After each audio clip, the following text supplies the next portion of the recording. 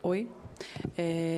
Bom dia, senador Cristóvão Buarque, professor José Geraldo, a minha companheira de Comitê Nacional, Aida, da Secretaria de Educação, e o professor Mauro, meu companheiro de governo federal. E a todos que estão aqui nessa plenária nos assistindo. A Secretaria de Direitos Humanos, ela tem um reconhecimento no que se refere ao que o professor, já posso dizer assim, o senador Cristóvão Buarque trouxe para esse debate. Reconhece que a sociedade brasileira ainda tem muito a fazer em relação aos direitos humanos. Mas, talvez não, no mesmo nível também reconhece que a sociedade brasileira tem alguns movimentos em relação aos direitos humanos. E nesse reconhecimento, a Secretaria de Direitos Humanos ela é uma secretaria de articulação. Ela bate na porta aqui desta casa, como bate na porta dos outros ministérios e também conta com a sociedade civil organizada. Haja visto, a Secretaria tem 12 conselhos, que são alguns deliberativos e outros consultivos da sociedade civil. Porque reconhece na sociedade civil organizada, nos movimentos sociais, quem historicamente vem construindo os direitos humanos. Construíram. Se a gente pegar, por exemplo, as legislações, todos os escritos internacionais e nacionais, a gente vai perceber que quem mexeu na cultura de direitos humanos foi os movimentos sociais. Então, nosso reconhecimento e nosso trabalho pelos movimentos sociais em relação aos direitos humanos. Senador, eu quero trazer aqui hoje algumas questões, por exemplo, que a gente tem discutido lá na Secretaria de Direitos Humanos e que é por onde a Secretaria de Direitos Humanos olha o trabalho de direitos humanos e também, claro, da educação em direitos humanos, não poderia deixar de ser. Um dos nossos balizadores é o Plano Nacional de Direitos Humanos. É onde a gente olha, mais especificamente, lá no eixo 5, que é o eixo da educação, para a gente citar o nosso debate aqui hoje. E a gente tem percebido que a indignação que o senador traz para essa discussão aqui hoje, e a gente agradece por estar aqui, ela passa para a gente olhar para a diretriz 21 do eixo 5, que é a promoção dos direitos humanos e da defesa dos direitos humanos e a mudança de uma cultura. Quando a gente diz de mudar a cultura em direitos humanos, significa, por exemplo, a gente olhar para a questão do analfabetismo também, para esses 13 milhões e meio que estão aí sem escolarização. Mas também olhar para o que a gente presenciou semana passada, um casal de médicos escolarizados que criou uma lei que vai punir pessoas adultas que não protegem crianças. Então, trazer para a discussão os direitos humanos, a educação em direitos humanos, o analfabetismo, é trazer também a discussão de cultura de direitos humanos. Ainda quando a gente tem um juiz que não reconhece a Umbanda e o Candomblé como uma expressão religiosa, e na Secretaria de Direitos Humanos tem um reconhecimento que o Estado é laico, mas as pessoas não são laicas.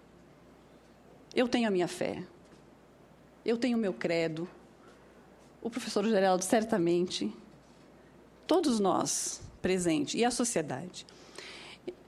Então, se a gente olhar para a diretriz 21, promoção lá do eixo do Plano Nacional, promoção de educação em direitos humanos no serviço público, a formação e capacitação daquelas pessoas que estão lá. É um desafio. O desafio que o senador trouxe aqui é alfabetizar na educação básica. Mas tem uma outra alfabetização, que é aquelas pessoas, por exemplo, que são as pessoas que trabalham no serviço geral, por exemplo. Os guardas municipais. O PNDH se preocupou nisso. O que essas pessoas conhecem de direitos humanos? Até onde o preconceito ou não preconceito dessas pessoas interfere no trabalho delas, na relação cotidiana. E a gente tem algumas ações que eu gostaria de citar aqui, para que a gente também olhe para alguns avanços, não minimizando a indignação que está posta aqui hoje, e que é honrosa, e que é pertinente que tanto o governo como a sociedade civil perceba que, para trazer os direitos humanos, seja de escolarização, ou seja, tem que trazer a cultura. Porque um casal um pai que permite que mate seu filho, estou falando do médico, ele não deixou de estar nas escolas. Então, o que passou com essa pessoa que acha que pode tirar uma vida de uma outra pessoa? Então, as formações, elas precisam estar para além da alfabetização e da escolarização, como bem disse a professora Aida. É uma formação, vamos dizer assim, mais fina da cultura. Se me permite, tem um outro exemplo que chegou na secretaria, a professora Aida é conhecedora desse exemplo. Eu sempre falo lá nas reuniões do Comitê Nacional. Chegou uma universidade brasileira na secretaria e nos trouxe uma longa pesquisa sobre a violência com crianças e adolescentes. E os professores estavam lá com os livros deles publicados. Eles fizeram uma pesquisa nas 7 ilhas da região norte.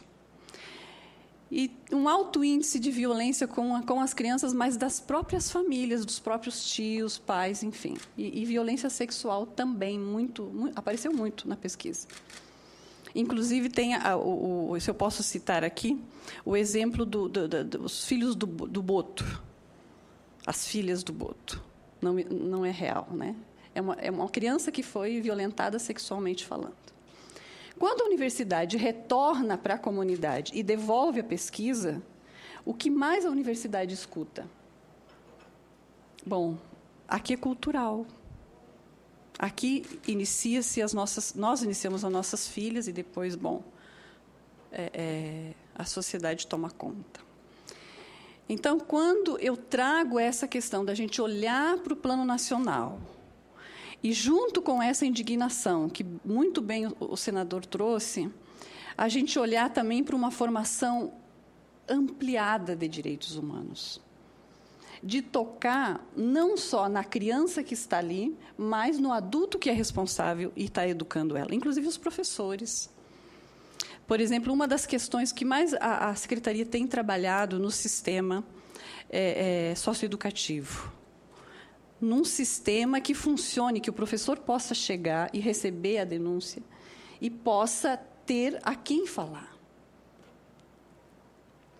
Seja para o prefeito, seja para a diretora, mas que ele tenha também informação em relação a isso e consciência.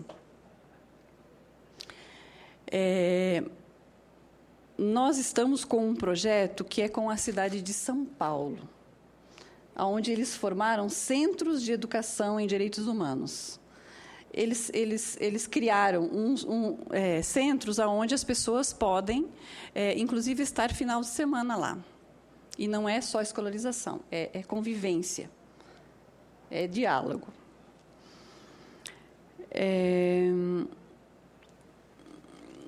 Uma outra diretriz que eu gostaria de trazer aqui também, que é do Plano Nacional, é a diretriz 20. Reconhecer a educação não formal.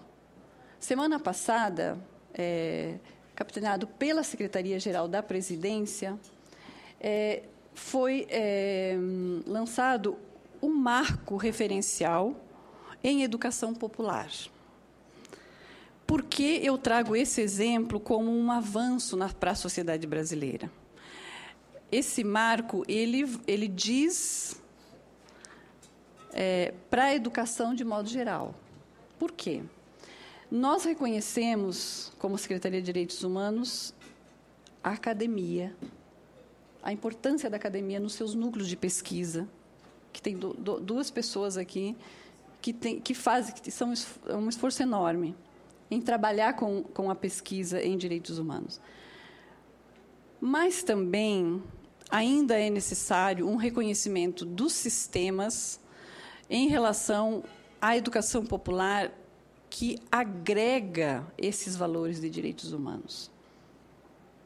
E a gente tem uma experiência muito grande em todo o Brasil, com mais de 5.000 educadores populares, posso citar aqui, senadora Arrecide, que é a Rede Nacional em Educação Popular, aonde aquelas convivências, elas proporcionam às pessoas outros valores, porque mudança de cultura significa as pessoas fazer outras experiências, de, por exemplo, ter a coragem de fazer uma denúncia quando uma professora recebe e percebe que uma criança tem algum machucado, alguma violência perceptível. Então, a gente reconhece na educação popular e nesse marco uma grande conquista para a sociedade brasileira. Mas também reconhece que a gente tem alguns desafios. Eu apontei aqui um deles, que é em relação a um parecer que saiu em 2012. Um desafio anterior é o plano, né? A gente tem o Plano Nacional, que são 10 anos de plano de educação. E, pela nossa visão lá na Secretaria, a gente não concluiu ainda a pesquisa, são apenas 4 estados brasileiros, que organizaram nas suas secretarias o Plano Nacional de Educação. Que uma secretaria discutiu o que está no plano, o que está proposto para o plano. E apenas 7 estados, com 2 municípios, criaram comitês de educação em direitos humanos. E muitos deles não estão nas secretarias de educação, estão na Secretaria de Promoção de Direitos Humanos. Então, o desafio maior para a Secretaria de Direitos Humanos é tocar os gestores públicos, municipais e estaduais, para os direitos humanos. Não é nem só para o analfabetismo, senador, mas é para os direitos humanos, para aquele conceito que o professor Geraldo trouxe aqui. E no final do ano, a Secretaria, em diálogo com o Ministério da Educação, quem é o dono da pasta de educação, convidou o MEC a construir um caderno que pegasse o parecer de 2012, que são as Diretrizes Nacionais de Educação e Direitos Humanos, que é para a educação básica e superior. São diretrizes que chamam os gestores a trazer para os currículos essa concepção que o professor Geraldo falou, o que a professora Aida também disse, que é trazer para a escola o não preconceito. Olhar para o ser humano como o fato dela existir, ela é digna de estar em todos os lugares e ter a sua expressão livre em todos os ambientes e no que ela quer pensar, desde a sua religiosidade até a sua orientação sexual. E a Secretaria organizou, eu trouxe aqui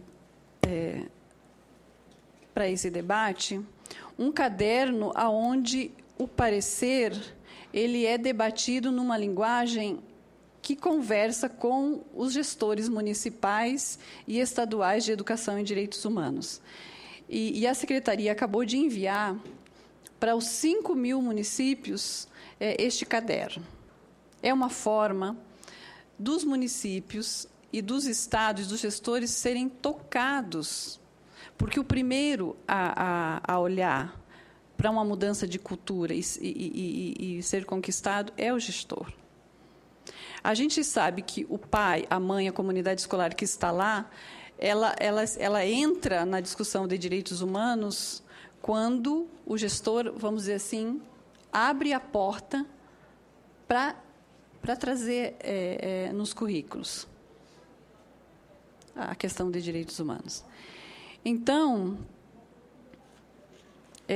um outro reconhecimento também da Secretaria nesse processo de avanço são todas as PECs que estão aqui nessa casa, por exemplo. Semana passada também a gente teve uma grande conquista, que é a PEC do não do trabalho escravo. Não para desfocar o assunto que a gente está aqui em relação ao analfabetismo,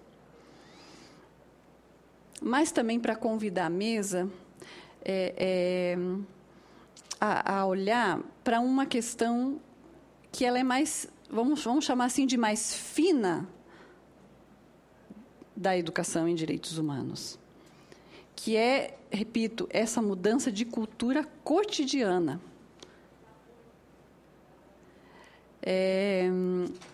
Então, a gente trouxe aqui alguns desafios e alguns reconhecimentos. Por exemplo, outro reconhecimento, a aprovação do Plano Nacional, que a gente sabe que a educação ela precisava de mais recurso para que talvez as escolas pudessem reconhecer que essa temática ela precisa estar não num debate de um seminário, por exemplo, mas no cotidiano da professora. Então, fica aqui o reconhecimento que a gente precisa ainda organizar outros debates como esse e, talvez, primeiramente com os gestores públicos, que são os responsáveis pela construção daquela cultura mesmo que vai se estabelecer na escola e a partir dos momentos que forem construídos naquela gestão. A gente percebeu, por exemplo, quando aconteceu o primeiro Fórum Mundial de Direitos Humanos aqui no Brasil. O próximo é em Marrocos. Quando aquela convivência tocou alguns gestores, quando a gente, por exemplo, lançou esse material aqui. Eles não tinham conhecimento do parecer. A grande maioria dos prefeitos não tem esse conhecimento. Então, qual é o nosso papel de gestor daqui da Secretaria de Direitos Humanos, o MEC, todos os ministérios? É divulgar as diretrizes nacionais de direitos humanos. É fazer o que o senador está fazendo aqui, de debater direitos humanos, seja ainda pelo viés da falta e da violação dos direitos humanos. Concluindo, então, a Secretaria de Direitos Humanos ela se coloca como companheira e articuladora dessa cultura de direitos humanos. Muito obrigada.